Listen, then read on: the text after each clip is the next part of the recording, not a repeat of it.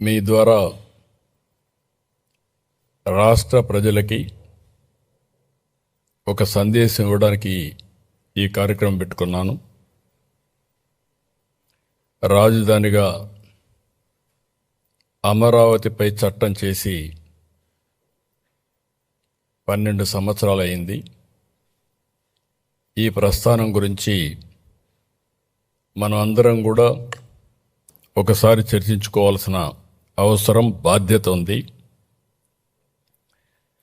రాష్ట్ర విభజన నుంచి నేటి వరకు జరిగిన అన్ని అంశాలని ఒకసారి వివరించడమే కాకుండా చరిత్ర ఒకసారి కూలంకుషంగా నెమరేసుకుంటే భవిష్యత్తులో ఇలాంటి జరగకుండా ప్రజలే అప్రమత్తంగా ఉండే అవకాశం ఉంటుంది. రాజధానిగా అమరావతికి పార్లమెంటు ఉభయ సభలు ఆమోదించడం అనేది ఇది ఒక ప్రజా విజయం, ప్రజా రాజధానికి దక్కిన గౌరవం. ఈ చర్చల్లో 11 పార్టీలు పార్టిసిపేట్ చేశాయి. 2 హౌసెస్లో కలిపి 17 34 మంది సభ్యులు భాగస్వాములయ్యారు, పార్టిసిపేట్ చేశారు. 10 పార్టీలు మద్దతు ఇచ్చాయి, మిగిలిన పార్టీలు కూడా సపోర్ట్ చేశారు. మొత్తం 41 పార్టీలు లోక్సభలో ఉన్నాయి. ప్రాతినిధ్యం ఉండే పార్టీలు 41. 9 పార్టీలు రాజ్యసభలో మెంబర్స్ ఉన్నారు. అంటే లోకసభలో లేరు, రాజ్యసభలో ఉన్నారు. అన్నీ కలిపి 50 పార్టీలు. 50 పార్టీలు నేరుగా మాట్లాడిన వారు పూర్తిగా సహకరించారు. మేము ఆమోదిస్తున్నాం, దీనికి పూర్తిగా సంఘీభావాన్ని తెలియజేస్తున్నామని చెప్పారు. ఇంకొక పక్కన మిగిలిన పార్టీస్ అన్నీ కూడా పార్లమెంట్లో ఏకగ్రీవంగా ఆమోదించారు. ఒకే ఒక పార్టీ, ఆ పార్టీ వైఎస్ఆర్ కాంగ్రెస్ పార్టీ.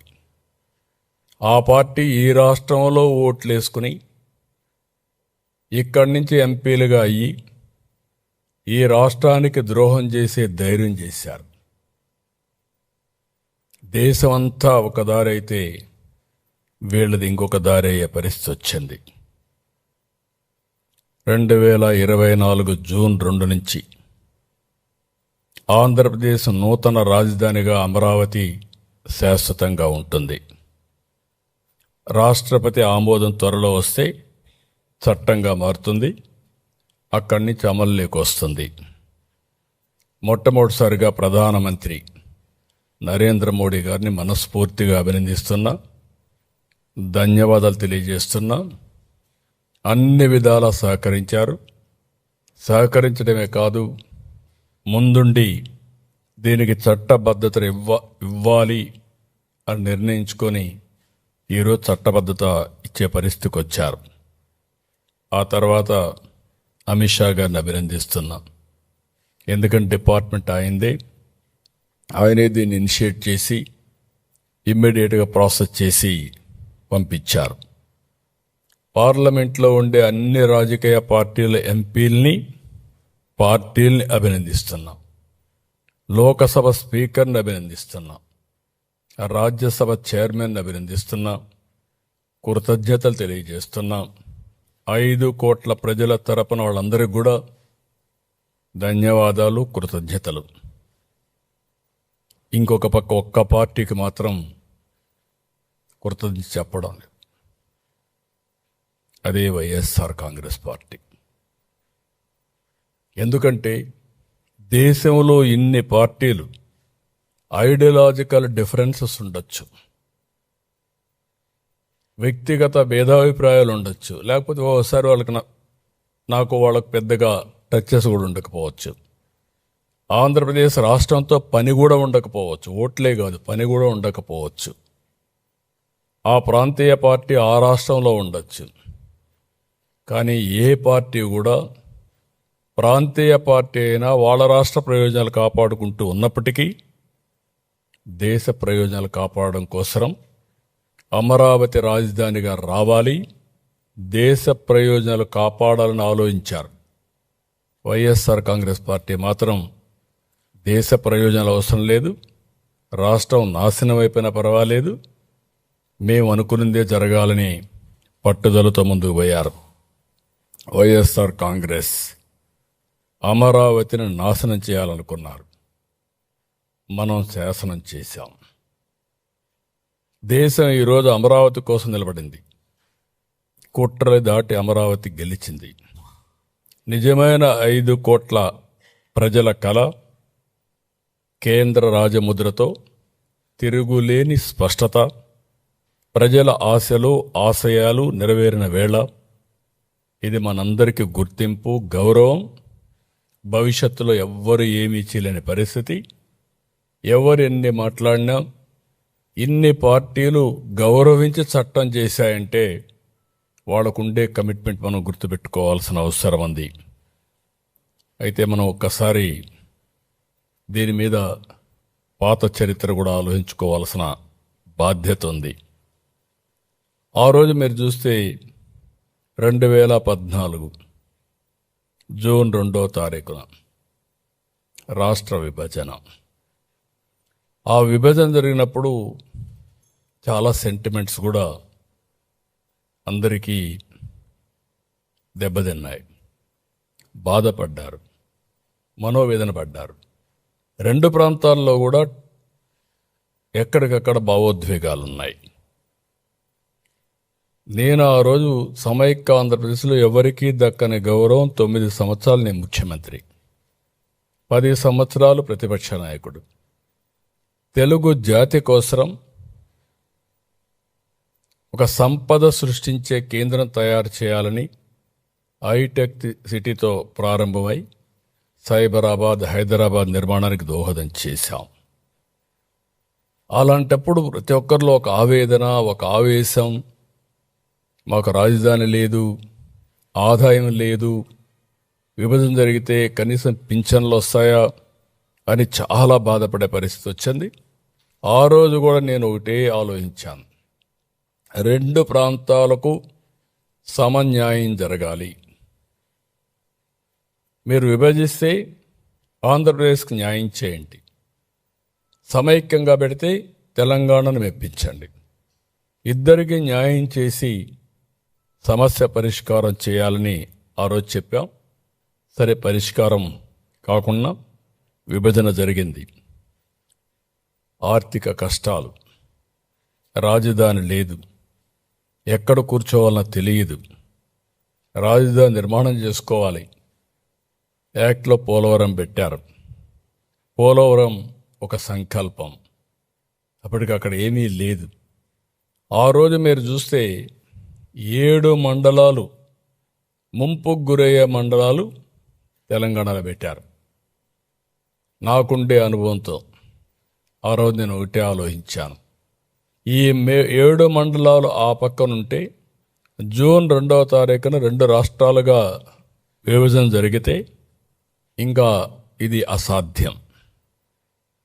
మళ్ళీ తెలంగాణ అసెంబ్లీ యాక్సెప్ట్ చేసి లేకుంటే గవర్నమెంట్ యాక్సెప్ట్ చేస్తే తప్ప పోలవరం నిర్మాణం జరగదని చెప్పే ఉద్దేశంతో నేను ఎక్కడికక్కడ ముందే ఆలోచించి, ఎందుకంటే నాకుండే అనుభవం, ఆ సమయస్ఫూర్తితో యాక్ట్ చేసి ఆనాటి ప్రభుత్వం నరేంద్ర మోడీ గారికి, అదే మరిగా కొండే కేంద్ర నాయకత్వానికి చెప్పాను, 7 మండలాలు ఇస్తే నేను ప్రమాణ స్వీకారం చేస్తాను, మీరు ఇవ్వకపోతే నేను ప్రమాణ స్వీకారం చేయలేను.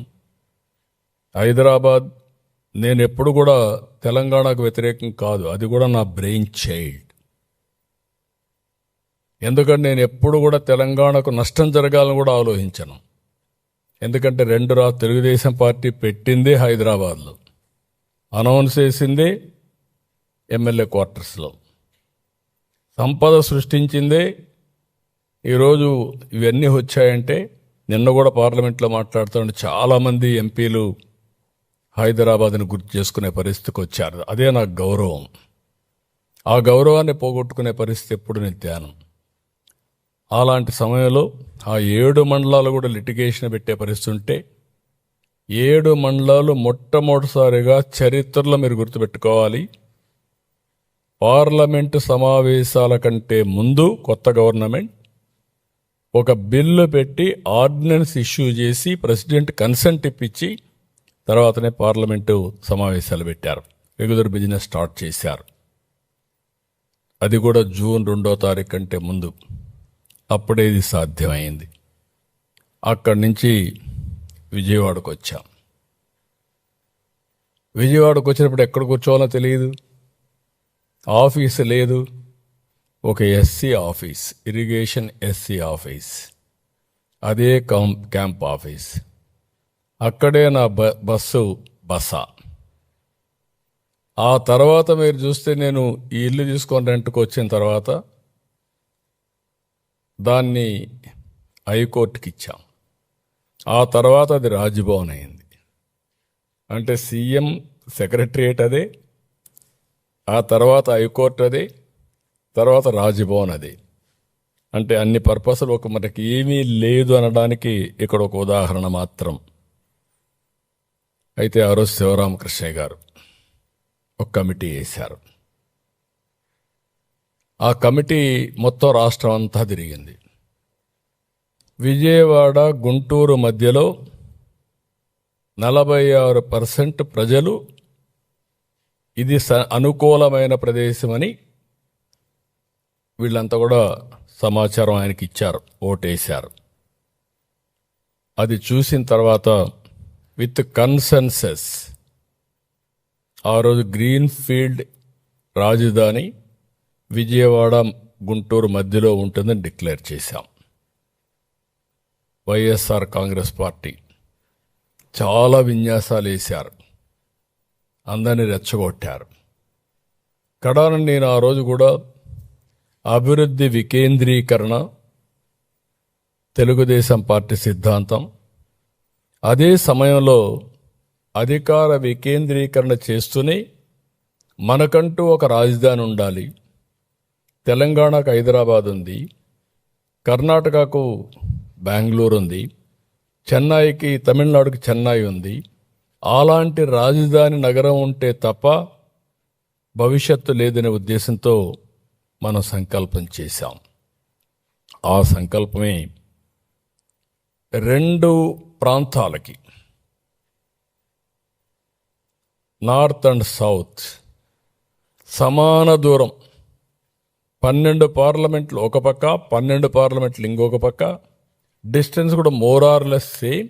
13వ పార్లమెంట్ గుంటూరు. అలాంటి ప్లేస్ని ఎంపిక చేశాం. ఒక్కసారి ఆ రికార్డ్స్ మీరు పోతే ఏమేం చెప్పారు. చిన్న రాష్ట్రం అయిపోయింది, విభేదించడం నాకు ఇష్టం లేదు, అదే సమయంలో 30,000 ఎకరాలు కావాలి, అలాంటివి ఉంటే నాకు అబ్జెక్షన్ లేదు అని చెప్పి ఎక్కడైతే కనెక్టివిటీ, నీటి లభ్యత, భూమి, ఇక్కడ రాజకీయ చైతన్యం అన్నీ కూడా ఇక్కడ ఎప్పటి నుంచో జరిగిన ప్రాంతాన్ని మనం ఒక సంస్కృతి సాంప్రదాయాలకు నిలమైన ఈ ప్రాంతాన్ని మనం ఎంపిక చేశాం. మీరు ఏ యాంగిల్లో చూసినా భౌగోళికంగా, ఒక హిస్టారికల్గా, వనరుల పరంగా హైదరాబాదుకు నీళ్లు లేకపోతే ఎన్నో సంవత్సరాలుగా వారానికి ఒక్కసారి నీళ్లు ఇచ్చేవాళ్ళం. ఏవి 9 మున్సిపాలిటీలకి. సిటీలో కూడా ఆ ప్రాబ్లం ఉండేది. ఏం చేయాలో పరిష్కారం చేయలేక చాలామంది ఇది చేస్తే గండిపేట ఎండిపోతే ఆ రోజు నేను ఎట్టి పరిస్థితిలో ఇవ్వాలని నాగార్జున సాగర్ నుంచి మొట్టమొదటిసారిగా ధైర్యం చేసి 1 సంవత్సరం నీళ్లు తీసుకుపోయి హైదరాబాద్కి ఇచ్చాం. ఇక్కడ ఆ సమస్య లేదు, అన్ని నీళ్లు కానీ అన్నీ ఉండే పరిస్థితి వచ్చింది. దీనికి ఒక హిస్టరీ ఉంది. శాతవాహనులు వెళ్ళిన ప్రాంతం, బౌద్ధం విరాజిల్లిన ప్రాంతం. లండన్లో ఇప్పుడు కూడా అమరావతి మ్యూజియంలో ఉంది, ఒక గ్యాలరీ అమరావతి ఉంది. చెన్నైలో కూడా ఉంది, అమరావతి పైన గ్యాలరీ ఉండే పరిస్థితి వచ్చింది. ఇవన్నీ కూడా చేసిన తర్వాత మీరు ఒకసారి చూస్తే 14 జూన్ 8న ప్రభుత్వం ఏర్పాటు చేయడం, అదే ఏడాది సెప్టెంబర్ 1న రాజధాని నిర్ణయం చేయడం, 2014 డిసెంబర్ మాస్టర్ ప్లాన్ సింగపూర్ సంస్థలతో MOU చేయడం. ఒకప్పుడు హైదరాబాద్ డెవలప్ చేయాలంటే నేను అమెరికాకి వెళ్ళాను, 14 రోజులు తిరిగాను. ఐటీ కంపెనీస్ని తీసుకురావడానికి హైదరాబాద్ అమెరికాకి వెళ్ళి వాళ్ళందరినీ అట్రాక్ట్ చేసి అక్కడి నుంచి ప్రారంభించాం. ఇక్కడ ఆంధ్రప్రదేశ్ ఎలక్షన్లో 2014 నేను మేజర్గా చెప్పింది, రాజధాని లేదు, అందరూ ఆవేదనతో ఉన్నారు, సింగపూర్కు మించిన రాజధాని కడతాం. సింగపూర్కి అంత మునుపు నాకు పరిచయం ఉంది, ఆ కంట్రీతో సంబంధాలు పెట్టుకొని చేస్తామని ఫస్ట్ టైం సింగపూర్కి పోయి ఆ గవర్నమెంట్ ప్రధానమంత్రికి వాళ్ళందరికీ విజ్ఞప్తి చేస్తే, మంత్రులకు విజ్ఞప్తి చేస్తే, టెండర్లు పిలిస్తే ఆలస్యం అవుతుందంటే వాళ్ళు చాలా పాజిటివ్గా ముందుకు వచ్చి టెండర్లు పిలవకుండా మేము ఉచితంగా మాకుండే సమర్థత అంతా ఉపయోగించి, మా డిపార్ట్మెంట్లు ఉపయోగించి మాస్టర్ ప్లాన్ డీటెయిల్స్ ఇస్తామని చెప్పి మాట నిలబెట్టుకున్న ప్రభుత్వం ఒక్క పైసా తీసుకోకుండా ఇచ్చారు. అలాంటిది డిసెంబర్ 30న 2014 ఏపీ CRDA తీసుకొచ్చాం. ల్యాండ్ లేదు, ఇక్కడ విలువైన ల్యాండ్. ఒక విధంగా ఇక్కడ అభివృద్ధి కూడా ఆగిపోవడానికి హైదరాబాద్ కంటే ఎక్కువ ల్యాండ్ ఇక్కడ వాల్యూ. తర్వాత హైదరాబాద్ అభివృద్ధి అయినాక ల్యాండ్ పెరిగింది, ఇక్కడ అంత మునుపు కూడా ల్యాండ్ వాల్యూ ఎక్కువ. ఎందుకంటే ఒక ఫెర్టైల్ ల్యాండ్ ఇది, ఎప్పుడు కూడా నీరు కృష్ణా డెల్టా కింద వచ్చి ప్రతి ఒక్కరు ఉపయోగించుకునే పరిస్థితికి వచ్చారు. దానివల్ల ల్యాండ్ కూడా ఇచ్చే పరిస్థితులు లేరు. అలాంటిది ఒక పిలిపిస్తే దగ్గర 58 రోజుల్లో 29,000 మంది రైతులు, 34,000 ఎకరాలు, ప్రభుత్వ భూమి కూడా ఉంటే 54,000 ఎకరాలు ఎంతవరకు ఉపయోగపడుతుంది అవన్నీ ఉన్నాయి. మొత్తం 54,000 ఎకరాలని మనం ఇచ్చేసాం. ప్రపంచంలో ఒక న్యూ కాన్సెప్ట్ ఇది, ల్యాండ్ పూలింగ్. అభివృద్ధిలో రైతుల్ని భాగస్వాములు చేయడం, ప్రోగ్రెస్లో రైతుల్ని భాగస్వాములు చేయడం ఇంతవరకు ఎక్కడా జరగలేదు ప్రపంచంలో. ఇదే కేస్ స్టడీ, చాలామంది స్టడీ చేశారు. ఒక నమ్మకం, ఒక ట్రస్ట్, దీనివల్ల లాభం జరుగుతుందనే ఒక నమ్మకం వచ్చింది వాళ్ళకు. మా జీవితాలు బాగుపడతాయనే నమ్మకం వచ్చింది. దానికి కారణం హైదరాబాద్ అభివృద్ధి అప్పటికే చూశారు.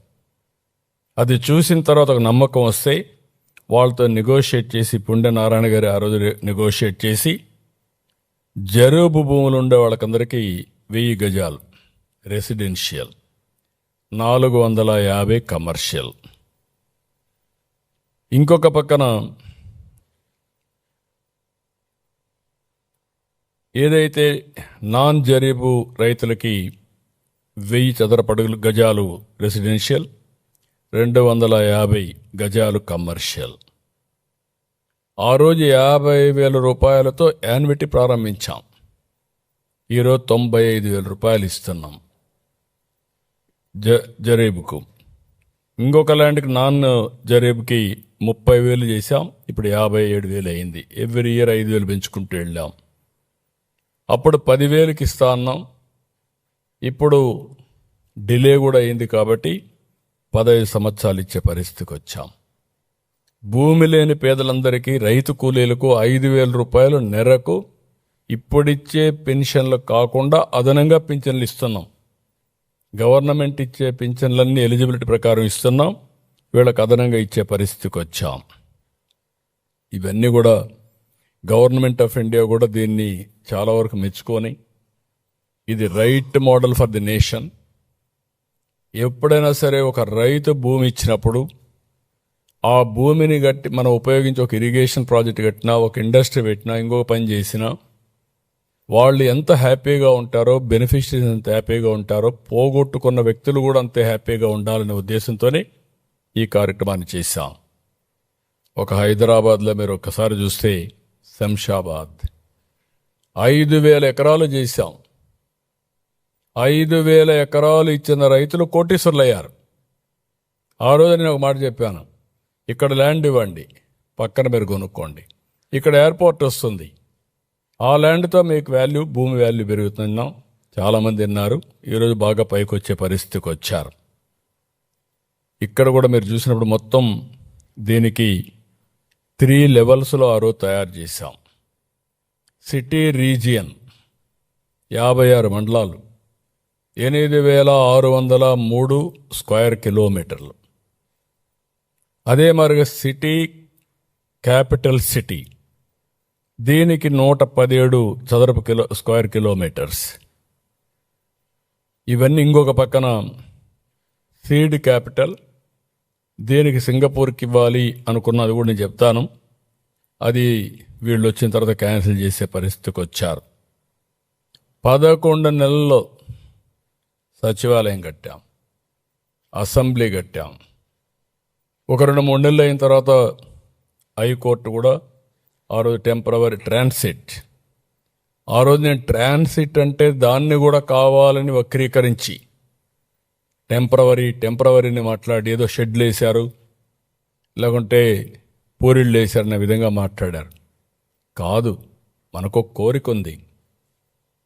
బెంగళూరులో మీరు చూశారు సచివాలయం ఏ స్టేటస్లో ఉందో.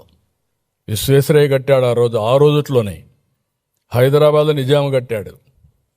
ఆ ప్యాలెస్లన్నీ మళ్ళీ మనం యాడ్ చేసుకున్నాం. అదే మరి తమిళనాడులో కొత్త సెక్రటరియట్ కట్టారు. ఇవన్నీ చూసిన తర్వాత మనం దాన్ని కూడా చేసే పరిస్థితికి వచ్చారు. 2016 జూన్ నుంచి అమరావతి నుంచే ప్రభుత్వ కార్యక్రమాలన్నీ చేశాం.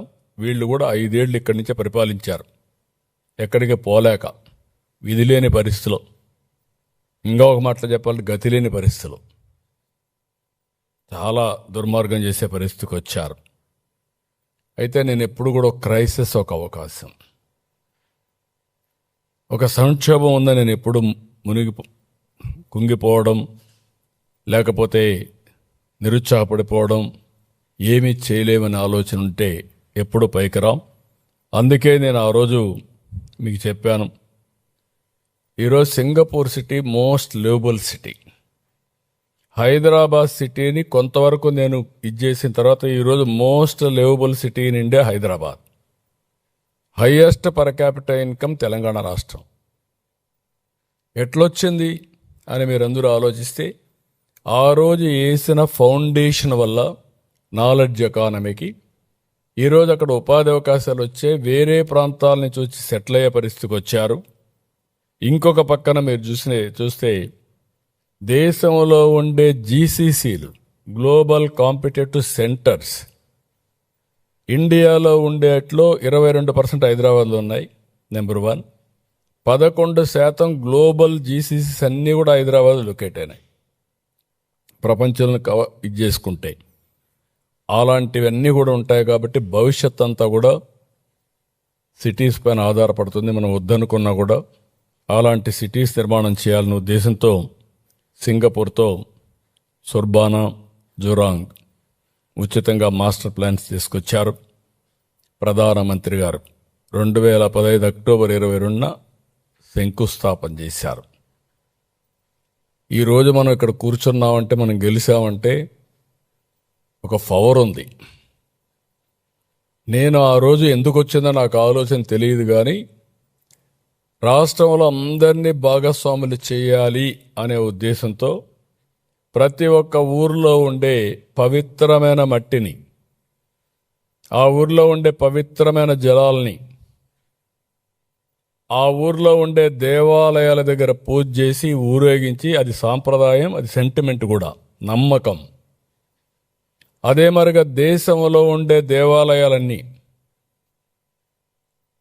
మసీదులన్నీ, మేజర్ మసీదులు, చర్చిలు, స్వర్ణ దేవాలయం, వైష్ణవి దేవాలయం, ఇవన్నీ కూడా తీసి అవన్నీ తీసుకొస్తే ప్రధానమంత్రి గారు ఆ రోజు పార్లమెంట్ సాక్షిగా పార్లమెంట్ యొక్క పవిత్రమైన మట్టిని, యమునా జలాలను తీసుకొచ్చి ఆయన కూడా అప్పచెప్పారు. ఆ రోజు చెప్పారు ఒక మాట, ఆ రోజు ఆయన చెప్పిన మాట మీరు చూస్తే,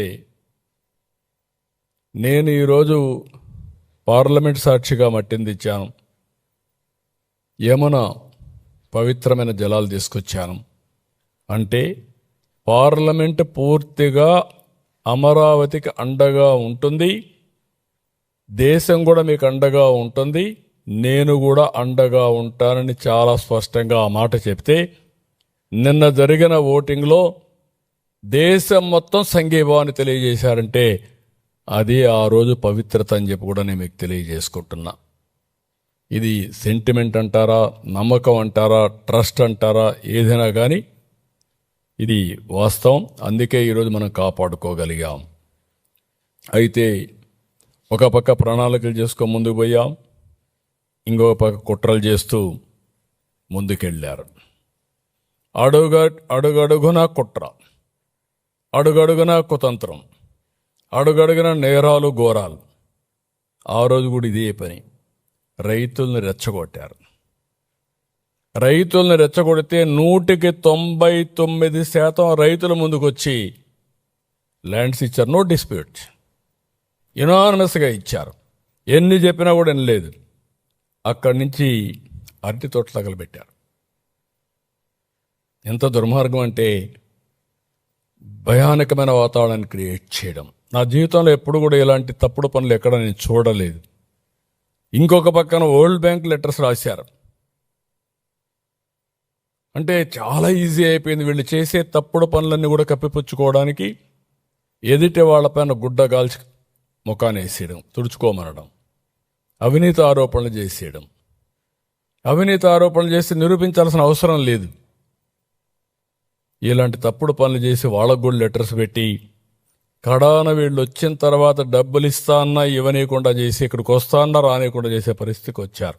అరాచకం ఎంత పరాకాష్టమైంది. ఒక ఉదాహరణ, పర్యావరణ దెబ్బతింటుందన్నారు, నిర్మాణాలకు అనుకూలం కాదని తప్పుడు రిపోర్టులు తెప్పించారు, శ్మశానం అన్నారు, ఎడారి అన్నారు, కులం రంగు పులిమారు, భూకంపాలు వస్తాయని చెప్పి మాట్లాడారు. అంటే ఎన్ని విధాల సెబటైజ్ చేయాలనో అన్ని విధాల సెబటైజ్ ఆ రోజు చేశారు, ఇప్పటికి కూడా చేస్తూనే ఉన్నారు. అవి కూడా వస్తాను. నేనైతే ఒకటే ఆలోచించా, భగవంతుడు ఎందుకో నాకు 2 అవకాశాలు ఇచ్చాడు. ఒక విధంగా అవకాశాన్ని కూడా అందిపుచ్చుకున్నాం. ఫస్ట్ అవకాశం తెలుగు జాతికి ఒక నాలెడ్జ్ ఎకానమీలో ప్రముఖ పాత్ర ఉండాలని ఆలోచించాను. అదే హైటెక్ సిటీ, అదే సైబరాబాద్, అదే ఈరోజు హైదరాబాద్ నగరం. ఇక్కడ కూడా హైదరాబాద్ బ్రౌన్ ఫీల్డ్ సిటీ, 2 సిటీలు ఉన్నాయి. హైదరాబాద్ సిటీ, సికింద్రాబాద్ ఉంది. నేను 1 మోర్ సిటీ యాడ్ చేశాను, అదే సైబరాబాద్. ఈరోజు హైదరాబాద్కి అదే గుండెకాయ, హార్ట్ ఈస్ సైబరాబాద్. ఇక్కడికి వచ్చినప్పుడు నేను విజయవాడ ఉంది, మంగళగిరి ఉంది, గుంటూరు ఉంది, పక్కనే తెనాలి ఉంది.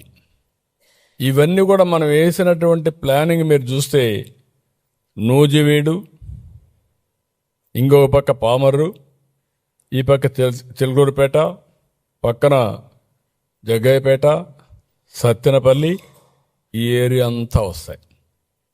Inner ring road, outer ring road cover చేస్తే ఇక్కడికి వచ్చినప్పుడు 9 నగరాలు ప్లాన్ చేశాం. గవర్నమెంట్ సిటీ, ప్రభుత్వ సిటీ, ఆర్థిక city, knowledge city, justice city, health city, sports city, tourism, media, electronics నగరాలు. ఇవన్నీ కూడా 4 ఆఫీసులు కట్టేస్తే అయిపోదు, కట్టేయచ్చు. ఒక్కొక్కసారి సంక్షేమం వచ్చినప్పుడు ఏమేమి అవకాశాలున్నాయి ఎత్తుక్కొని తగిన విధంగా ప్రణాళికలు చేస్తే మన తర్వాత కూడా శాశ్వతంగా ఉంటాయనే ఉద్దేశంతో ఆ రోజు చేశాం. ముందు మీరందరూ ఆ రోజు చూసుంటారు, జపాన్ నుంచి ఒక ఆర్కిటెక్ట్ని పెట్టాం. బాగా లేకపోతే మళ్ళా క్యాన్సిల్ చేసి నార్మన్ పోస్టర్ని ఇంగ్లాండ్ నుంచి ఐడెంటిఫై చేశాం. ఫేమస్ వరల్డ్ క్లాస్ డిజైనర్ అంటే Singapore master plan, Norman foster ఈ యొక్క ఐకానిక్ బిల్డింగ్స్ అని డిజైన్ చేయడానికి వాళ్ళు పెట్టుకున్నాం.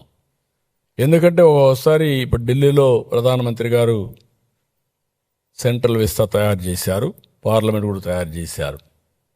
మనకు కూడా ఈ అవకాశం ఉంది. ఈ అవకాశాన్ని ఉపయోగించుకొని కేంద్ర సహకారం తీసుకొని ఒక మంచి సిటీని డెవలప్ చేయాలని చెప్పి మనం ముందుకు పోయాం. అందరి ఆలోచనలు తీసుకున్నాం. 16,000 కోట్ల రూపాయలు లోటు బడ్జెట్ ఉన్న లోటు బడ్జెట్ తాత్కాలికం, వినూత్నమైన ఆలోచనతో ముందుకు పోయాం. వరల్డ్ బ్యాంక్, ఏడీపీ వంటి సంస్థలు ముందుకు వచ్చాయి. ఇంకొక పక్క దీంట్లో మీరు చూస్తే 30% బ్లూ అండ్ గ్రీన్, అమరావతిలో బ్యూటీ ఇది, స్ట్రైట్ రోడ్స్. ఇంకొక పక్క 360 కిలోమీటర్ల ప్రధాన రోడ్ గ్రిడ్. ఇంకొక పక్క 1200 కిలోమీటర్ ఎల్పిఎస్ ల్యాండ్ పూలింగ్, రైతులకందరికీ రోడ్లు వేయడం. అన్నీ కూడా డక్ట్లోనే యూటిలిటీస్ అన్ని తీసుకురావడం. సైడ్ రోడ్స్ కానీ, స్ట్రైట్ రోడ్స్ కానీ, వయాడక్ట్ కానీ, గ్రీన్ ఎనర్జీ కానీ, డిస్ట్రిక్ట్ కూలింగ్ కానీ, ఇలాంటివి ఎఫిషియెంట్గా ఏమేమి చేయగలుగుతామో అన్నీ చేశాం. 3,300 కిలోమీటర్ల సైకిల్ పాత్, వాకింగ్ ట్రాక్, ఈ రెండు కూడా క్రియేట్ చేస్తున్నాం. 5, 10, 15 నిమిషాలు కాన్సెప్ట్ పెట్టుకున్నాం. 5 నిమిషాలు ఎమర్జెన్సీ, 10 నిమిషాలు ఏదైనా వాళ్ళకి కావాల్సినటువంటి పార్కు ఇలాంటి ఇవన్నీ, 15 నిమిషాలు maximum employment, walk to work. ఇలాంటి కాన్సెప్ట్స్ పెట్టుకో ముందుకు పోయే పరిస్థితికి వచ్చాం.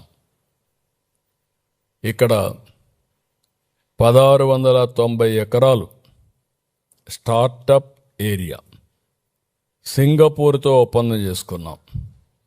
వాళ్లే అభివృద్ధి చేస్తారు. అభివృద్ధి చేసిన తర్వాత 52% వచ్చిన డబ్బుల్లో మనకిస్తారు. వాళ్ళు డెవలప్మెంట్ చేసిందని 42% వాళ్ళు ఉంచుకొని 52% మనకి ఇచ్చే పరిస్థితికి వచ్చారు. అలాంటిది 9,000 కోట్లు పనులు కూడా కంప్లీట్ చేశారు 2019కి. అక్కడి నుంచి మీ అందరికీ ఐడియా ఉంది ఏం జరిగిందని. ప్రపంచంలో ఎవ్వరూ సింగపూర్ పైన అవినీతి ఆరోపణలు చేయలేదు. అలాంటిది ఒక అవినీతి పార్టీ వాళ్ళపైన ఆరోపణలు చేసి వాళ్ళు తరివేసే పరిస్థితికి వచ్చారు. నానా రకాలుగా హింసించి ప్రపంచంలో ఎవ్వడూ ధైర్యం చేయలేదు. నేను ఎన్నోసార్లు చెప్పాను, నేను సింగపూర్ పోయినప్పుడు నేను ట్రై చేశాను డ్రైవర్కి డబ్బులు ఇవ్వాలని, ఎవడు తీసుకోవాలా. మా అశోక్ గజపతిరాజు గారు మంత్రిగా వస్తే సింగపూర్కి వస్తే సిగరెట్ తాగడం మానేశాడు. ఏంటి అశోక్ గారు సిగరెట్ తాగడం మానేశారని అడిగా. సార్ ఇక్కడ $500 ఫైన్ సార్, నా దగ్గర ఉండేది 500 ఉంది, ఇది అయిపోతే మళ్ళీ నేనేం చేయాలి, కాబట్టి నేను చేయను సార్ అప్పని అన్నాడు. అలాంటి దేశం పైన అబాండాలేసి ఒక గుడ్ విల్తో వచ్చారు. ఇప్పుడు కూడా చెప్తాను, సింగపూర్ ఎప్పుడు కూడా ఒక నమ్మకం, ఒక క్రెడిబిలిటీ, విశ్వసనీయతకి గౌరవిస్తారు ఆ దేశం. నేను చాలా దేశాలు తిరిగాను. అలాంటి దేశంతో లేనిపోని సమస్య పెట్టి మొత్తం కంపు చేసే పరిస్థితికి వచ్చారు. ఇంకొక పక్కన అమరావతి బ్రాండ్ పూర్తిగా దెబ్బతినే పరిస్థితికి వచ్చింది. నేను ఆ రోజు బాండ్స్ ఇస్తే విత్ ఇన్ 2 hours క్లోజ్ అయింది. దాన్ని బట్టి ప్రపంచం మొత్తం అమరావతి అంటే ఎంత క్రేజ్ ఉందని మనం అర్థం చేసుకోవాల్సిన అవసరం ఉంది. మనం వేసిన ప్లానింగ్ కానీ, ప్రణాళికలు కానీ, ఆలోచనలు కానీ విదేశ సంస్థలు కూడా చాలా ఆసక్తి చూపించాయి. ఆ రోజు పెట్టిన విట్, ఎస్ఆర్ఎం, అమృత్ కొద్ది కొద్దిగా వచ్చే పరిస్థితికి వచ్చింది. ఎంత దుర్మార్గం అంటే ఎస్ఆర్ఎం అమరావతి అని పేరు పెడితే అమరావతిని తీసేయమన్నారు. నాకు ఇప్పుడు కూడా అర్థం కావడం లేదు. ఇలా మెంటాలిటీ ఏంటో, అమరావతిని పేరునే ఉచ్చరించకూడదని ముందుకు పోయే పరిస్థితికి వచ్చారు. ఇప్పుడు XLRI వీళ్ళు ఉండగా వెళ్ళిపోతే మళ్ళా తీసుకొచ్చాం. బిట్స్ బిలాని వాళ్ళు కూడా వచ్చే పరిస్థితికి వచ్చారు. 113 సంస్థలు 1307 ఎకరాలు ఇచ్చాం. 33,000 కోట్ల రూపాయలు పెట్టుబడులు పెట్టడానికి సిద్ధంగా ఉన్నారు. తొందరగా ఈ పనులన్నీ స్టార్ట్ అవుతాయి. రాత్రింపగుళ్ళు పనులు అవుతున్నాయి. ఇంకొక పక్కన మీరు ఒకసారి చూస్తే దానికంటే ముందు ఏం జరిగింది కూడా మనం ఆలోచించుకో. 2019 ఆ రోజే 25,000 మందితో ముమ్మరంగా పనులు జరిగే సమయంలో 2019 ఇక్కడే ప్రజావేదిక కలెక్టర్స్ కాన్ఫరెన్స్ ఇక్కడే పెట్టారు. నెక్స్ట్ డే దీన్ని కూల్చమని చెప్పారు. మీరందరూ సాక్షులు దానికి. అదే సమయంలో అమరావతి పనులు నిలిపేశారు. ఏపీ సిఆర్డీఎస్ చట్టం రద్దు చేశారు. సింగపూర్ని మెర్సిలెస్గా తిరిగి పంపించారు. 2019 డిసెంబర్ 17న 3 రాజధానుల ప్రకటన చేశారు. ప్రాంతాల మధ్య చిచ్చు పెట్టాలని ప్రయత్నం చేశారు. శాసనమండలిలో 3 రాజధానుల బిల్లుని సెలెక్ట్ కమిటీకి పంపిస్తే తప్పుడు విధంగా గవర్నర్ పంపించి పాస్ అయిపోయిందని గవర్నర్ దగ్గర ఆమోదింపజేశారు. దానిపైన కోర్టుకి పోతే కోర్టు చాలా స్పష్టంగా తీర్పిచ్చారు.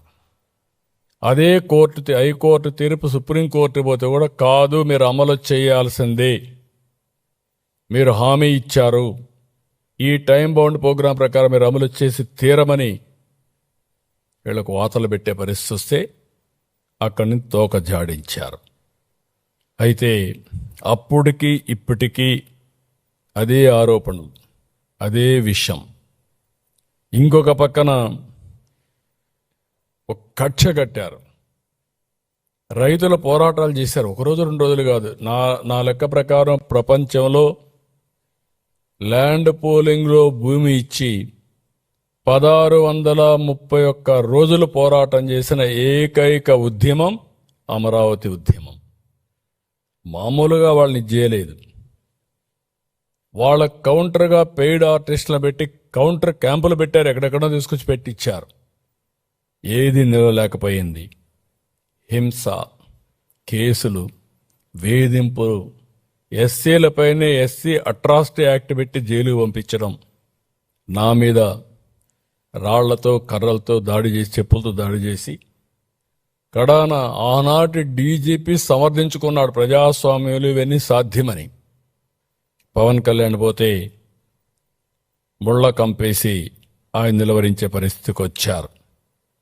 2022 మార్చి 5న అమరావతి ఏకైక రాజధానిగా అభివృద్ధి చేయాలని హైకోర్టు నిర్ణయించడం, సుప్రీంకోర్టు దాన్ని అప్పీల్ చేయడం, ఆ హైకోర్టు జడ్జి ట్రాన్స్ఫర్ అయ్యి వెళితే రైతులంతా కూడా పూలు తీసుకొచ్చి సగం కాళ్లపై నిలబడుకొని నీల్ డౌన్ అయి వారికి సెండ్ ఆఫ్ ఇచ్చారు. మొత్తం ఆ రోడ్డు పూలతో అలంకరించి సెండ్ ఆఫ్ ఇచ్చి కృతజ్ఞతలు తెలియజేశారు. అంటే ఈరోజు న్యాయస్థానాలు దీన్ని కాపాడాయి. ఆ రోజు న్యాయస్థానం కాపాడకపోయి ఉంటే ఏమైండోదో మనందరం గుర్తుపెట్టుకోవాల్సిన అవసరం ఉంది. ఆ రోజు సిఆర్డీఏ చట్టం కానీ న్యాయస్థానాలు కానీ ఇది ఏ విధంగా అభివర్ణించాలో కేస్ స్టడీ మనందరికీ. నియంత అంటామా, లేకపోతే నాకు ఏ భాష రావడం లేదు. ఎందుకంటే నేను చాలామందిని చూశాను, చరిత్రలో చాలా పోరాటాలు చూశాను. కానీ ఏ పోరాటమైనా, ఏ వ్యక్తి అయినా ప్రజలను చూసి భయపడతారు. ప్రజాభిప్రాయానికి అనుకూలంగానే ఉంటే ఆ పార్టీలు రాణిస్తాయి. ఎక్కడా అలాంటి దాఖలాలే కనపడడం లేదు. ఈరోజు మళ్ళీ 2021 అయితే 3 రాజధానుల చట్టం ఉపసంహరించుకున్నారు. సిఆర్డీఏ చట్టాన్ని పునరుద్ధరించారు. మళ్ళీ మాట్లాడుతూనే వచ్చారు. విశాఖకు వస్తామంటే విశాఖలో మాకు ఈసారి హైయెస్ట్ మెజారిటీ ఎక్కడన్నా వచ్చాయంటే విశాఖపట్నంలో వచ్చాయి. ఎప్పుడూ వస్తాయి, ఈసారి దానికంటే ఎక్కువ మెజారిటీ వచ్చాయి. వీళ్ళు అక్కడ రాజధాని పెడతామన్నా. భాషా ప్రయుక్త రాష్ట్రాలు ఏర్పాటు కావడానికి నాంది పలికిన రాష్ట్రం ఆంధ్రప్రదేశ్ రాష్ట్రం. అలాంటి రాష్ట్రానికే రాజధాని లేని పరిస్థితి.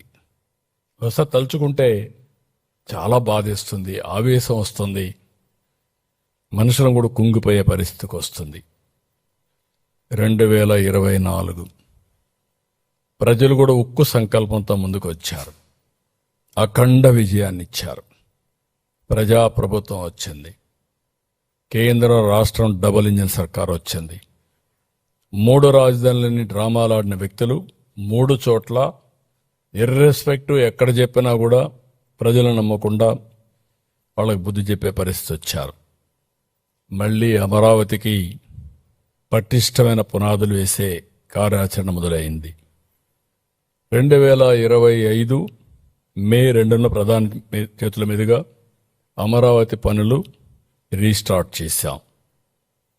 ఆయన ఎంతో అభిమానంగా మనకు ఎలాంటి ఇబ్బంది లేకుండా క్లియర్ చేయాలని ఆర్థిక సహాయం చేయడం, వరల్డ్ బ్యాంక్ని లేదంటే మిగిలిన ఏజెన్సీస్ కూడా ఫైనాన్స్ మినిస్టర్ గారు చెప్పడం, ఎక్కడ కూడా ఇబ్బంది లేకుండా సుజావుగా పోవడానికి ఏమేం చేయాలని చేయమని చెప్పి చాలా స్పష్టంగా చెప్పారు.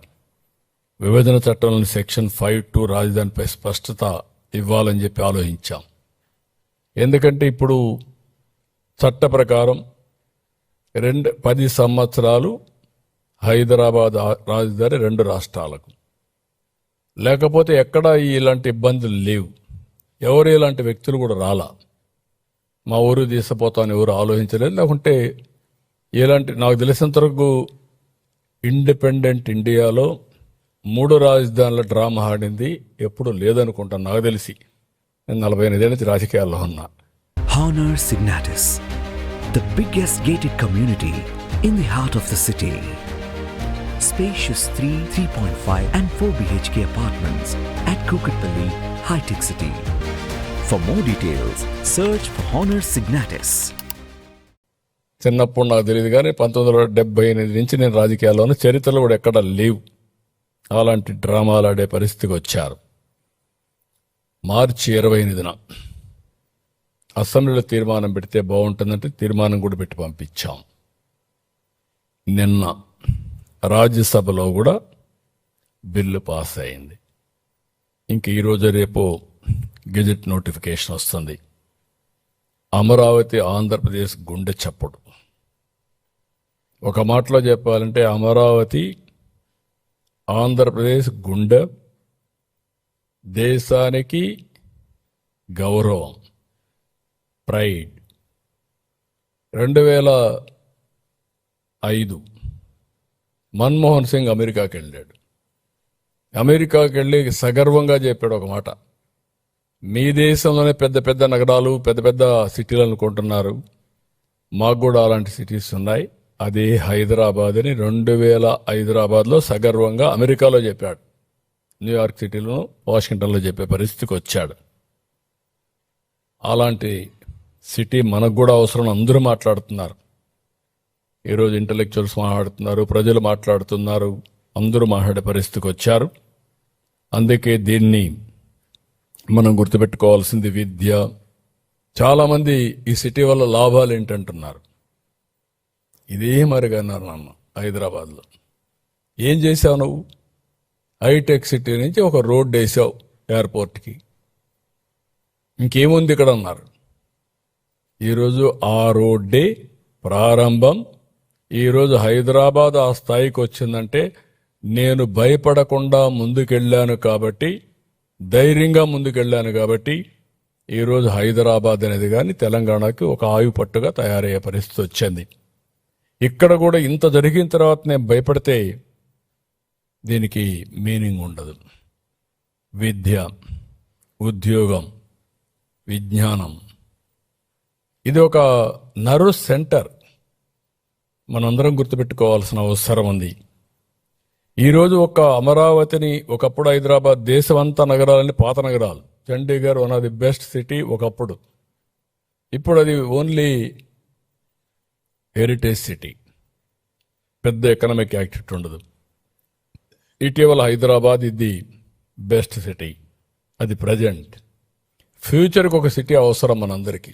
ఇండియాలో model city, that is Amaravati. అయితే అమరావతిని అభివృద్ధి చేస్తున్నామని మిగిలిన ప్రాంతాలు నెగ్లెక్ట్ చేయడం లేదు. విశాఖపట్నం, అమరావతి రీజియన్, తిరుపతి రీజియన్, 3 రీజియన్లుగా పెట్టి అన్ని టౌన్స్నే కాకుండా ఆ ప్రాంతాన్ని అభివృద్ధి చేసే బాధ్యత తీసుకుంటున్నాం. ఒక్కొక్క ప్రాంతానికి ఒక్కొక్క టైప్ ఆఫ్ ఇండస్ట్రీస్ కానీ డెవలప్మెంట్ తీసుకొస్తున్నాం. ఇప్పటికే మీరు చూసుంటారు, గూగుల్,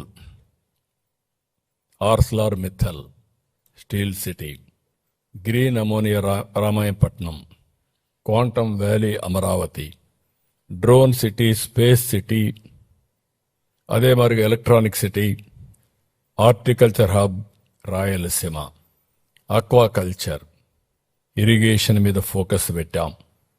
పోలవరం పూర్తి చేస్తాం. నిన్నే మీరు చూస్తే మొన్న నేను ఒంటెమిట సీతారాముల కళ్యాణానికి వెళ్ళాను. అదే రోజు లోక్సభలో బిల్లు పాస్ అయింది. నిన్న నేను 2వ తారీఖు రాజ్యసభలో బిల్లు పాస్ అయింది. నిన్నే మీరు చూస్తే డయాఫామ్ వాల్ పూర్తయింది. ఈ 2 సింక్రనైజ్ అయినా అంటే చరిత్రలో ఏ విధంగా వస్తాయి, ఒక్కొక్కటే ముందుకు పోయే పరిస్థితి వస్తుంది. ఇది 2027 బిఫోర్ గోదావరి పుష్కరాలు పోలవరం పూర్తి చేసి జాతికి అంకితం చేస్తాం. ఇంత జరిగిన ఇవన్నీ కూడా చూస్తే ఎవరికైనా కొంచెం ఆలోచిస్తారు. కానీ వైసీపీకి మాత్రం భగవంతుడు ఆ బుద్ధి ఇవ్వలేదు, జ్ఞానం ఇవ్వలేదు. ఏ విధంగా అభివర్ణించాలని కూడా అర్థం కావడం లేదు. ఇంకా విషయాన్ని దిమ్ముతున్నారు, అహంకారాన్ని ప్రదర్శిస్తున్నారు. పార్లమెంట్లో 2 సభల్లో చట్టబద్ధత దక్కితే తట్టుకోలేకపోతున్నారు. అందరూ దేశమంతా ఒకటై ఓటేసి అమరావతి నిలబెడితే ఇతను మాత్రం దాన్ని సహించలేక ఓరవలేకపోతున్నారు. ఇప్పుడు కొత్తగా అసెంబ్లీకి పార్లమెంటుకి హక్కే లేదంటున్నారు. ఎక్కడ కూర్చుంటే అక్కడే రాజధాని అంటారు. ఈ తిక్కకు పరిష్కారం ఏంటో నాకైతే అర్థం కాల. ఈ తిక్కనాలనా ఏమనాలి, ఏంటిది, దీని పరిష్కారం ఏంటి? సాక్షాత్తు పార్లమెంటు ఒక చట్టాన్ని చేస్తే చట్టాన్ని అమలు చేయవలసిన రాజకీయ పార్టీలు పార్లమెంటుకి అధికారం లేదు, మీరెవరు చట్టం చేయడానికి అంటే నేను వస్తే నేను అధికారం వస్తుంది, నేను మళ్ళా ప్రజలు మోసం చేస్తాను, నేను అధికారం తెచ్చుకున్నప్పుడు నేనేం చేస్తాను చూస్తారు అని బెదిరిస్తే ఏమనాలని అడుగుతున్నా. ప్లాన్ ఏ, ప్లాన్ బి, ఈ 2 చూసినప్పుడు నాకు అనిపిస్తుంది ప్లాన్ ఏ మొన్నటి వరకు 3 రాజధానులు 3 ముక్కలాట్లు, ఇప్పుడు ప్లాన్ బి. ఈ ప్లాన్ బిలో ఏం చెప్పాలనో మీరే చెప్పాలి. ఆ పేరు పలకాలంటే కూడా నాకు ఇష్టం లేదు. అదే చెప్తాను మావిగానే, అది చెప్పడం నాకు ఇష్టం లేదంటున్నా. మరిచిపోవడం మంచిది. ఇలాంటి ఇవన్నీ కూడా ఏమనాలి, ఏంటి మనస్తత్వం ఏంటి? నాకు అంతుపట్టలేదు, మీకు అంతుపట్టిందా? ఈ మనస్తత్వం మీకు అంతుపట్టలేదు, ప్రజలకైనా అంతుపట్టిందా? ఏంటి ప్రవర్తన ఏంటి? ఇలాంటి వాళ్ళ రాజకీయం చేయడం ఏంటి? మనందరం కలిసి ఏ విధంగా ముందుకు పోతాం? నాకైతే ఒకప్పుడు అందరూ అంటారు సైకో అంటారు, లేకపోతే ఇతనికి రకరకాలుగా మాట్లాడతాను. నేను ఎన్ని మాట్లాడదలుచుకోలేదు. ఈరోజు దేశమంతా పార్లమెంట్లో మనకు సపోర్ట్ చేసి ఈ రాజధాని రావాలి, అమరావతి అభివృద్ధి కావాలి, ఆంధ్ర రాష్ట్రం బాగుపడాలి, దేశ అభివృద్ధికి కూడా దోహదం చేయాలి అని వాళ్ళందరూ మాట్లాడి యునానమస్గా అమరావతికి సంఘీభావాన్ని తెలియజేశారు, అమరావతి నిలబెట్టారు. వాళ్ళని తప్పుపడుతున్నాడు. ఏమనాలి నాకైతే అర్థం కావడం లేదు.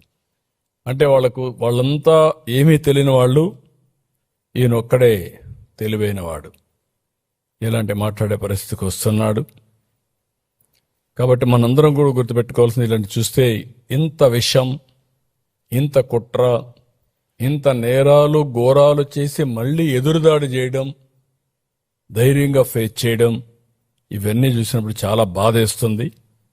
ఈ రాష్ట్రానికి ఇది ఒక, ఎందుకు ఇలాంటి, తెలుగు జాతి చాలా సమస్యలు ఫేస్ చేశాం, ఒకటి రెండు కాదు. మొన్నటి వరకు ఉనికి లేని పరిస్థితి, ఇప్పుడు మన వాళ్లే ఉనికి లేకుండా చేయాలనే విషయం కక్కడం, ఇవన్నీ చాలా. ఇంకొక పక్కన డిజైన్ ఉంది ఇంట్లో, బెదిరిస్తే పెట్టుబడులు రావని,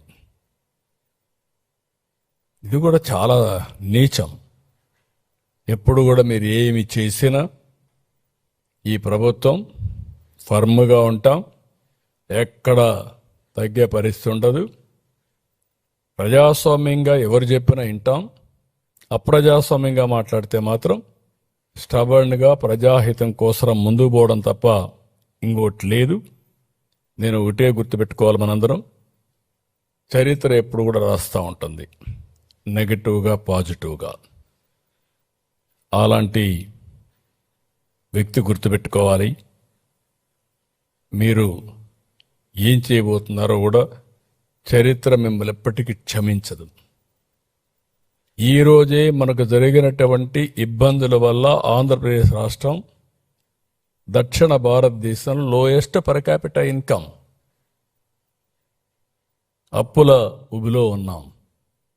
ఎక్స్ట్రా ఎఫర్ట్ పెడితే తప్ప అందరం కలిసి మళ్ళీ అందరితో సమానంగా మనం ముందుకు పోయే పరిస్థితి లేదు. నేను అమరావతి ఒకటే కాదు, ఇంకా మిగిలిన అభివృద్ధి అంతా కూడా జరగాల్సిన అవసరం ఉంది. ఎవరు ఎన్ని చేసినా అమరావతి ఆగదు, అభివృద్ధి ఆగదు, సంకల్పం ఆగదు.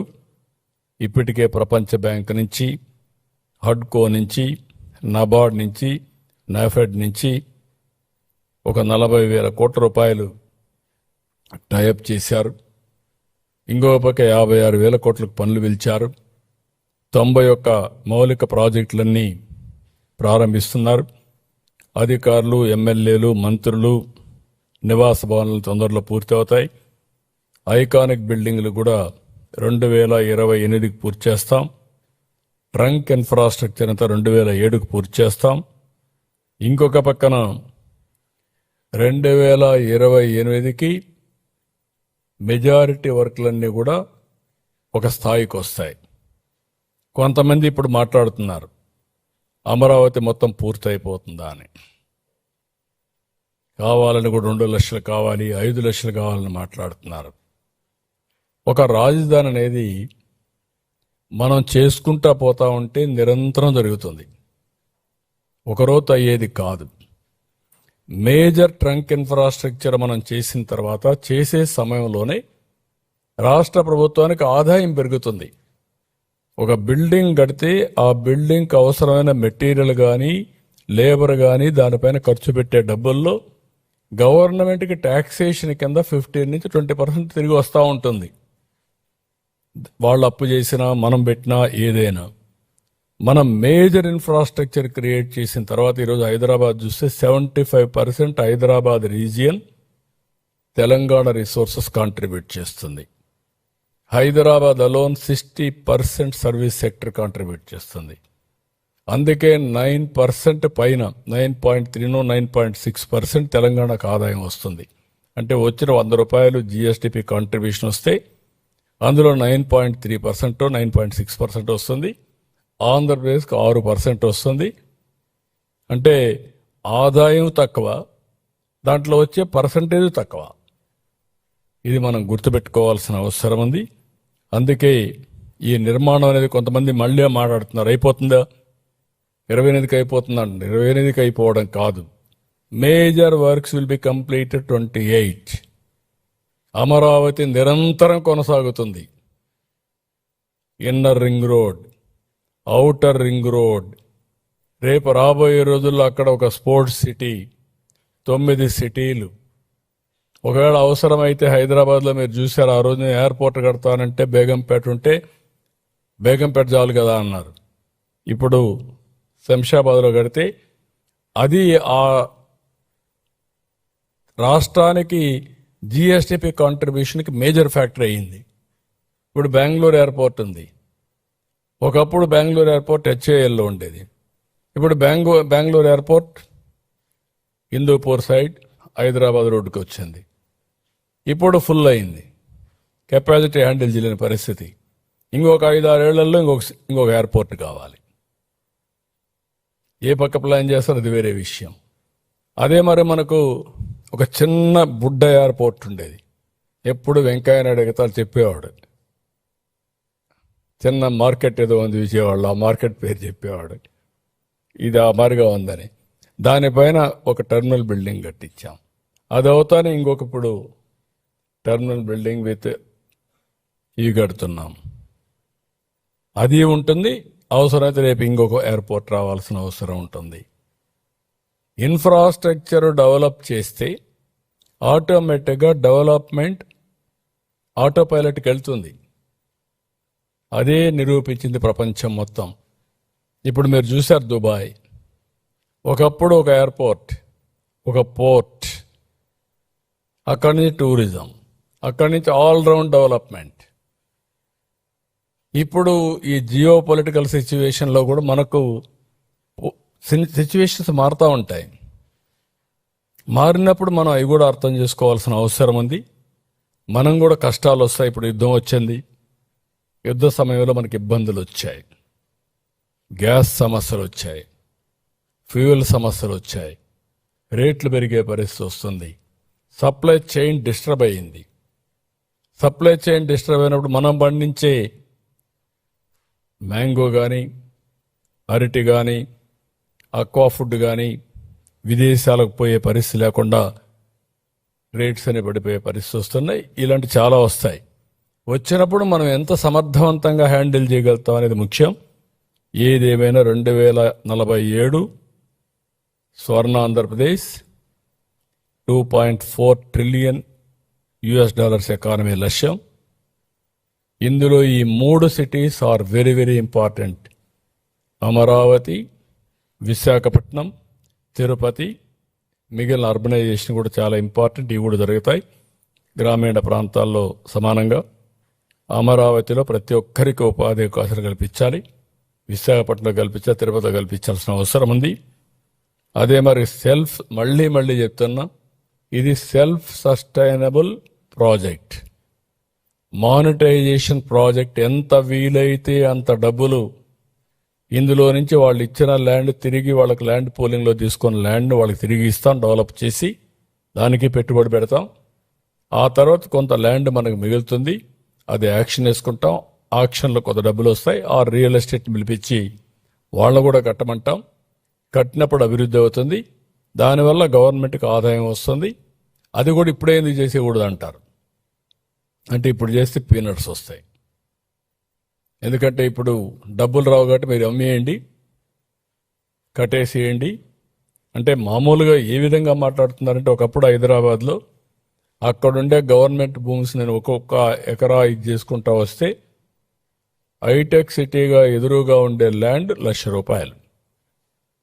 తర్వాత అది 3 కోట్లు, తర్వాత 30 కోట్లు, ఇప్పుడు 200 కోట్లు, 150 కోట్లు, 170 కోట్లు. ఎప్పుడు కూడా ల్యాండ్ వాల్యూ ఎప్పుడు పెరుగుతుందంటే అభివృద్ధి అవుతా ఉంటే ల్యాండ్ వాల్యూ పెరుగుతుంది, ఆస్తి విలువ పెరుగుతుంది. అది కూడా కావాలని తెలియకుండా కాదు, ఇష్టానుసారంగా మహాడే పరిస్థితికి వచ్చారు. ఇది self land monetisation project main concept. అదే మాదిరిగా రాష్ట్ర ప్రభుత్వానికి ఆదాయ వనరులు, ఉపాధి అవకాశాలు, నాలెడ్జ్ హబ్గా తయారయ్యే పరిస్థితి వస్తుంది. తెలుగువాడు ఎక్కడికి పోయే పని లేకుండా either Amaravati or Visakhapatnam or తిరుపతికి వచ్చి పనిచేసుకునే పరిస్థితి క్రియేట్ చేస్తాం. 2029 మళ్ళీ ప్రధానమంత్రి గారిని పిలిపించి ఆయన ద్వారా ఈ పనులన్నీ ఇనాగరేట్ చేస్తాం. ఒక నగరానికి 3 సార్లు ప్రధానమంత్రి వచ్చి సిటీకి ఫౌండేషన్ వేయడం, పనులు పునఃప్రారంభించడం, కంప్లీట్ చేసి మళ్ళా అంకితం చేయడం అనేది ఎప్పుడు జరగలేదు. ఈ 3 చేసే బాధ్యత తీసుకుంటాం. అక్కడి నుంచి ఆటో పైలట్లు వెళ్తుంది. ఆంధ్రప్రదేశ్ రాజధానిగా అమరావతి ఇక అజేయం, అన్స్టాపబుల్, శాశ్వతం, ఎవ్వరూ ఏమీ చేయలేరు.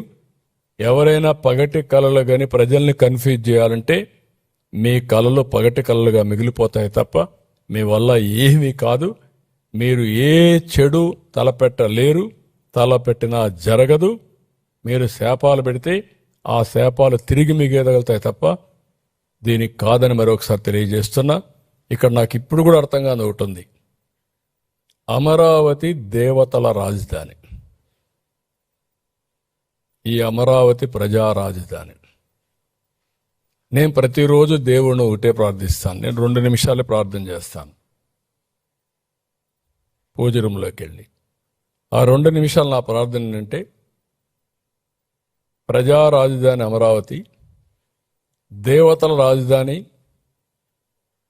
అమరావతి, కలియుగ దేవుడు వెంకటేశ్వర స్వామి ఈ రాష్ట్రంలో నెలకొన్నారు.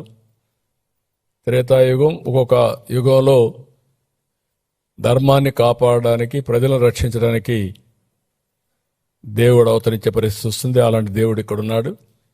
కాబట్టి మీ ఆశీస్సులతో స్వర్గంలో ఎట్లయితే దేవతలంతా ఆనందంగా ఉంటారో ఇక్కడ ప్రజలకు కూడా ఇబ్బంది లేని పాలన ఇమ్మని చెప్పి నేను కోరుకొని మనస్సాక్షిగా పరిపాలనలో కేంద్రీకరిస్తాను. ఇంకా నాకు రెండో ఆలోచన ఉండదు, రెండో థింకింగే ఉండదు. ఒకసారి వర్చువల్గా వెంకటేశ్వర స్వామిని దర్శించుకొని అక్కడి నుంచి ప్రారంభిస్తాను. కాబట్టి ప్రజలకు విజ్ఞప్తి చేస్తున్నాం, మన చేతల్లో ఉంది. మనం ఎలాంటి రాష్ట్రాన్ని నిర్మాణం చేయాలనుకుంటున్నాం, ఎలాంటి భవిష్యత్తు మనం క్రియేట్ చేయాలనుకుంటున్నాం, వీళ్ళు చెప్పే మాటల్ని ఎంతవరకు ఎవరు ఏమేం చెప్తున్నారు, వీళ్ళ చరిత్రలేంటి, ఇవన్నీ గుర్తుపెట్టుకొని ముందు రాష్ట్రాన్ని కాపాడుకుంటే మన భవిష్యత్తు భద్రంగా ఉంటుంది. ఈ విషయాన్ని గుర్తుపెట్టుకోవాల్సిందిగా అందరికీ విజ్ఞప్తి చేస్తూ అందరికీ నమస్కారాలు. జై హింద్.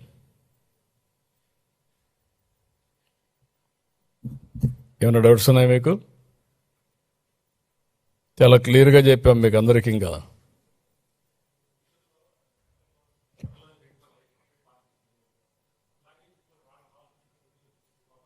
ఏది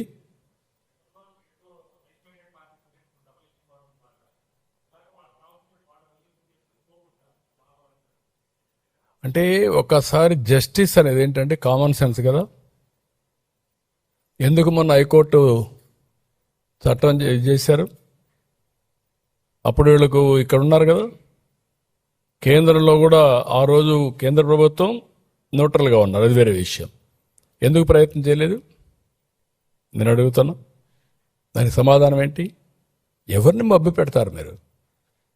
ఒకసారి రాజధాని కట్టినాక తొగ్లకులు కొత్తగా వచ్చి ప్రతి ఒక్కరు మారుస్తా ఉంటే ఆ స్వేచ్ఛ ఉందా? ఎందుకంటే checks and balances. What is checks and balances ప్రజాస్వామ్యానికి? ఒక పక్క లెజిస్లేచర్ చేసే చట్టాలు ప్రజా ఆమోదయోగ్యంగా ఉండాలి, రాజ్యాంగబద్ధంగా ఉండాలి. వైలేట్ చేసినప్పుడు మీడియా రాస్తారు. మీడియా రాసిన తర్వాత ఫస్ట్ చట్టసభ, ఎగ్జిక్యూటివ్ అమలు చేసిన మీడియా రాస్తారు. తర్వాత అది కానీ ఎఫెక్ట్ అయితే కోర్టుకు వెళ్తాం. కోర్టుకు పోతే ఆటోమేటిక్గా ఒకవేళ ఒక కోర్టులో ఇదిగా అయినా checks and balances, magistrate court నుంచి హైకోర్టు నుంచి సుప్రీంకోర్టు వరకు ఎక్కడైనా సరే న్యాయం అల్టిమేట్గా ప్రివేల్ అవుతుంది. That is final. అలాంటిది మొన్నే ఇస్తే మళ్ళా ఇలాంటి తిక్క సమాచారం ఏంటండి? ఏంటి మాట్లాడడం? వీళ్ళు ఒక నాయకులా? వీళ్ళు కొంతమంది ఉన్నారు, వీళ్ళు మంత్రులుగా పనిచేశారు. ఎట్ట పనిచేశారు నాకైతే అర్థం కాలేదు. వాళ్ళు మాట్లాడితే మీరు క్వశ్చన్ అడుగుతున్నారు, మీరు వాళ్ళని ఖండించలేకపోతున్నారు. విచిత్రమైన పరిస్థితి ఇది. ఒక విధంగా చేయాలంటే మన దౌర్భాగ్యమేమో నాకు తెలియదు ఇలాంటి నాయకులు ఉండడం ఈ రాష్ట్రంలో. ప్రజాస్వామ్యాన్ని, రాజ్యాంగాన్ని కూడా అవహేళన చేసే విధంగా మాట్లాడే వ్యక్తుల్ని what is justice and it is a matter of common sense. ఏం మీ సొంత డబ్బులా ఇది? ఎవరు మీరు రావడానికి? వచ్చే మీరంతా కూడా ప్రజలకు నష్టం జరిగే సమస్యల్ని తీసుకురావడం. అదేగా జరిగింది. 5 ఏళ్ళు ఆపర్చునిటీ పోగొట్టుకున్నాం కదా, 30 ఏళ్ళు వెనక్కిపోయాం కదా. మరి ఇలాంటి మాట్లాడమే నాకు చాలా బాధగా ఉంది. 24 గంటలు ఆలోచించాల్సింది మనం నష్టపోయాం, ఎట్లా ముందుకు తీసుకుపోవాలి, సమిక్షేమం, అభివృద్ధి, సుపరిపాలన, మెరుగైనటువంటి జీవన ప్రమాణాలు ఏ విధంగా ఇవ్వాలని ఆలోచించే పరిస్థితులు ఉండాలి తప్ప ఇలాంటివన్నీ కూడా ఆలోచించి వాళ్ళ గురించి డిబేట్ చేయడం కూడా ఒక కలుషితమైన వాతావరణం నా లెక్క ప్రకారం. అయితే మన పిల్లల్లో కానీ మిగిలిన వాళ్ళు కానీ ఇలాంటి వల్ల లాభం లేదు, నష్టం తప్ప.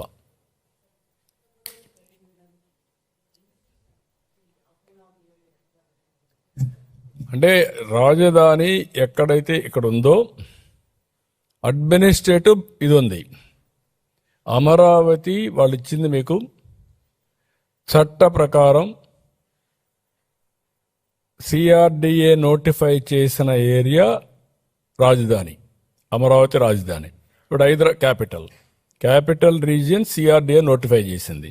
హైదరాబాద్లో ఉంది, ఒకప్పుడు మున్సిపల్ కార్పొరేషన్ ఉంది. ఇప్పుడు వాళ్ళు గ్రేటర్ హైదరాబాద్ తీసుకొచ్చారు, అన్ని కార్పొరేషన్లు కలిపి. ఆ గ్రేటర్ హైదరాబాద్ మొత్తం రాజధానిగా ఉంటుంది, అడ్మినిస్ట్రేషన్ మాత్రం ఒక సెంటర్లో ఉంటుంది.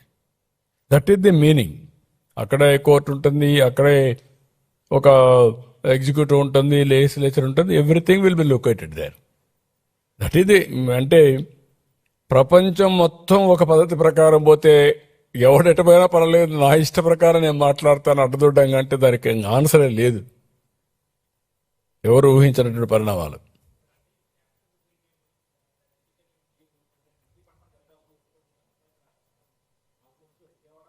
కాదమ్మా, సిఆర్డిఎల్ అది కూడా ఉంది, కావాలంటే కలిపేసుకోవచ్చు. దానికి ఇంకొక అర్బన్ డెవలప్మెంట్ అథారిటీ ఉంది అంతే. ఆ పక్కన మీరు హనుమాన్ జంక్షన్ వరకు పోయింది. పలకడు అతనికి అమరావతి దేవతల రాజధాని. వెంకటేశ్వర స్వామి పైన దాడి చేసి సమర్థించుకున్న వాళ్ళు అమరావతి పేరెట్ పలుకుతారండి? నేను ఐఎమ్ వెరీ క్లియర్. ఎందుకు పలకం? ఎందుకు అంత ద్వేషం అమరావతి అనగానే? ఎందుకు అంత ఇది? That is a clear indication. అంతే, ఇట్లనే ఉంటారు వీళ్ళ ప్రవర్తన అంతా. నేను ఎక్కడా లేని దాన్ని ఎందుకంటున్నా, మళ్ళా దాన్ని ఒక ఇష్యూ, మళ్ళా అన్ని రాష్ట్రాలకు పోవాలి, మళ్ళా 2/3 మెజారిటీ. ఇప్పుడు ఎవడు వీళ్ళకి సపోర్ట్ చేస్తారు? ఏంటి వీళ్ళ పుట్టుపూర్వతలు ఏంటి? ఈయనకి ఎవరు సపోర్ట్ చేస్తారు? ఇప్పుడు ఆయన చెప్పిన వర్షన్ ఉంది, రేపు 2/3 మెజారిటీ వస్తే కేంద్రం రాష్ట్రంలో అప్పుడేంటి? అప్పుడు కాన్స్టిట్యూషన్ అమెండ్మెంటా? ఎందుకు ఇలాంటి వింత కోరికలు? ఇప్పుడు ఆ భద్రత ఇవ్వాలి, చట్టబద్ధత ఇవ్వాలనే ఉద్దేశం తీసుకొచ్చాం. వాడికి అయిపోయింది. ఇంకా ఎవరి వల్ల అవుతుందంటే, ఒక రీజనల్ పార్టీ 3 సీట్లు ఉండేవాళ్ళు, ఆంధ్రప్రదేశ్ సీట్లు 25. ఒకవేళ చట్టం చేసిన చట్టాన్ని తిరిగి మళ్ళా నువ్వు రాసే అవకాశం కూడా లేదు. అంటే ఇది తొగ్గులకు కూడా అదే మరి చేసి అప్పుడు చట్టాలు లేవనుకో ఆయనకు, ఆయన ఏం చెప్తే అది జరిగింది. ఇప్పుడు ఎటు జరుగుతుందండి? ఇప్పుడు జ్యుడిషియరీ పెట్టుకున్నాం మనం. రాజ్యాంగ ప్రకారం చెక్స్ అండ్ బ్యాలెన్సెస్ అదే. నాకు అధికారం వచ్చింది కాబట్టి చంపేస్తాను, నాకు అధికారం ఇచ్చారు కాబట్టి నా ఇష్ట ప్రకారం చేస్తారంటే ఏం చేస్తారు? లోపల పెడతారు, లేదంటే మెంటల్ హాస్పిటల్ పంపిస్తారు. ఈ విషయాలు మనం గుర్తుపెట్టుకోవాలి. ఏదంటే అది మాట్లాడడం కాదు.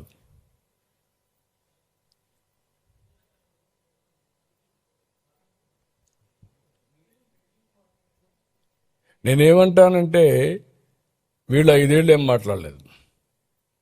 వేరియస్ రూపేణ ఈరోజు వెంటిలేటర్ పై నుండి ఆర్థిక వ్యవస్థ, అలాంటి వెంటిలేటర్ పై ఉండడానికి ఎవరిచ్చారు? ఇప్పుడు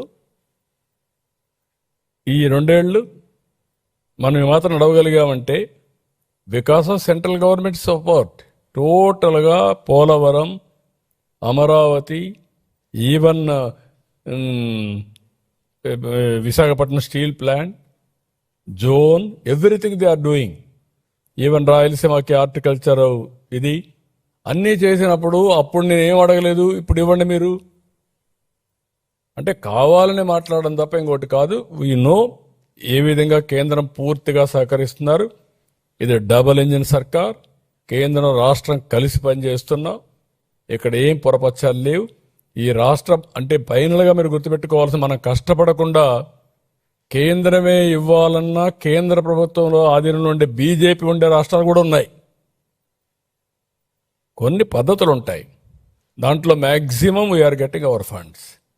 there is no second thoughts. ఎప్పుడూ లేనట్టుగా ఇప్పుడు మీరు మొన్న వీళ్ళు చేసిన పని ఏంటండి, నేను ఎప్పుడు చెప్తాను, విభజన కంటే ఆంధ్రప్రదేశ్ రాష్ట్రానికి పెద్ద నష్టం జరిగింది వైఎస్ఆర్ కాంగ్రెస్ పార్టీ విధ్వంసం. 30 ఏళ్ళు ఎన్నికపోయాం, 12-14% వడ్డీ రేట్లు అడిగేవాళ్ళు లేడని, ఆస్తులు తాకట్టు పెట్టడం ఏంటి, మళ్ళా ఇప్పుడు మాట్లాడుతున్నారు. డెఫినెట్గా మేము short term, medium term, long term plan చేసుకుంటున్నాం. తగ్గించాలి. 100% మనకు వచ్చే డబ్బులంతా శాలరీస్కి సరిపోతున్నాయి. Own resources శాలరీస్కి సరిపోయినాయి. కేంద్రం ఇచ్చే డబ్బులు వడ్డీకి లేకుంటే అసలు కట్టడానికి సరిపోతుంది. మళ్ళా ఏం చేయాలని అప్పులు తీసుకొచ్చి అవి కూడా చాలడం లేదు. ఇలాంటివి ఒక పద్ధతి. ఇప్పుడు తెలంగాణ ఉంది, 40% 30% state own resources on revenue expenditure. కొన్ని స్టేట్స్ ఆ విధంగా కొంచెం బ్యాలెన్స్ చేశారు. ఒక వ్యక్తి రావడం, పిచ్చి చేష్టలు చేయడం, రాష్ట్రాన్ని నాశనం చేయడం, ఇది కరెక్ట్ కాదు. కొంచెం డిసిప్లిన్ పెట్టుకోవాలి అందరం. Okay, thank you.